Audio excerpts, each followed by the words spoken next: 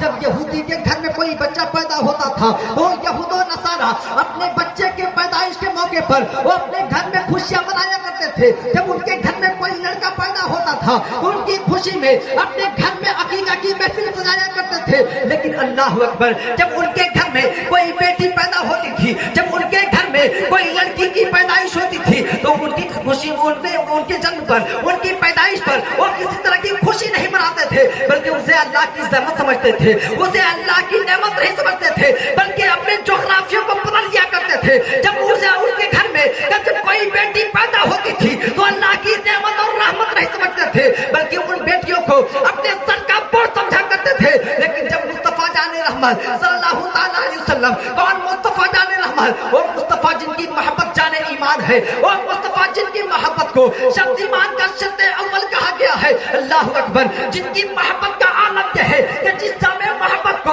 اگر ابو بکر صدیق نے پی لیا تو صداقت کے تاجدار بن کے چمکے ہیں، اور جامع محبت اگر فاروق اعظم نے پی لیا تو عدالت کے تاجدار بن کے چمکے ہیں. اگر اسی جامع محبت کو اگر عثمان غنی نے پی لیا تو سخاوت کے تاجدار بن کے چمکے ہیں. اگر اسی جامع محبت کو اور مشکل کشا نے لوش کر لیا تو اوپا میں خیبر جو 40 آدمی سے نہیں اٹھ سکا تھا، اپنے ایک بازو سے اٹھا کر کے اپنا ڈھال بنا لیا تھا. ارے اسی جامع محبت کو میدان کربلا میں امام حسین نے پیا تو امام حسین پاک نے اپنی جان کو بھی لٹا دیا ہے، اپنے خاندان کو بھی لٹا دیا ہے، اپنے گھر بار کو بھی لٹا دیا ہے. اور دنیا والوں کو یہ پیغام دیا، اے دنیا والوں سنو، اگر نبی کی محبت میں خاندان لٹانا پڑے لٹا دینا، اگر مصطفیٰ کی محبت میں، اگر مصطفیٰ کی ذرہ برابر محبت تیرے دل میں ہے تو مصطفیٰ کی محبت میں اپنی جان دینا پڑے دے دینا، لیکن مصطفیٰ کا ایمان دیا ہوا مت دینا. اس لیے تو کسی شاعر نے خود کہا ہے،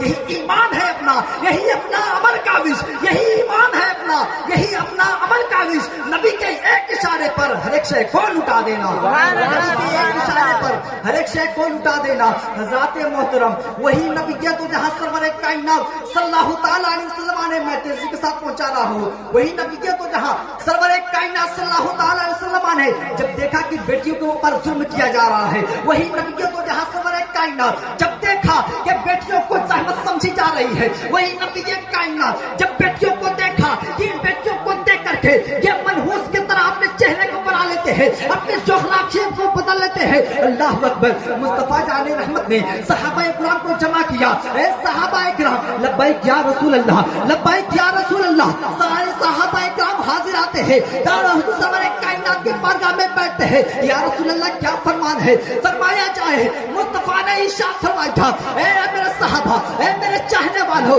ارے آج تک تم نے بھی اپنے گھر میں عقیقہ کیا ہے. یہود و نصارہ بھی عقیقہ کرتے ہیں. جب یہود و نصارہ کے گھر میں کوئی بیٹا پیدا ہوتا ہے تب وہ عقیقہ کرتے ہیں. جب یہود و نصارہ کے گھر میں کوئی بیٹی پیدا ہوتی ہے تو اپنے منحوس چہروں کو بنا لیتے ہیں، اپنے جغرافیوں کو بدل لیتے ہیں. لیکن سنو، تمہارا مصطفیٰ، تمہارا نبی، خدا کا محبوب تمہیں یہ پیغام دے رہا ہے، تمہارا محبوب تمہیں یہ میسج دے رہا ہے، تمہارا محبوب تمہیں یہ حکم دے رہا ہے کہ آج کے بعد یہودوں کی طرف تم اپنے عمل کو نہ لانا، اپنے عمل میں نہ لانا، بلکہ اگر تمہارے گھر میں کوئی بچہ پیدا ہوتا ہے، کوئی لڑکا پیدا ہوتا ہے تو ان کے نام پر 2 مینڈھے کو ذبح کر دینا. اور جب کوئی بیٹی پیدا ہوتی ہے تو اسے زحمت نہ سمجھنا، اسے اللہ کی رحمت سمجھ کر کے، اسے اللہ کی نعمت سمجھ کر کے اس کے نام پر بھی 1 مینڈھے کو ذبح کر دینا.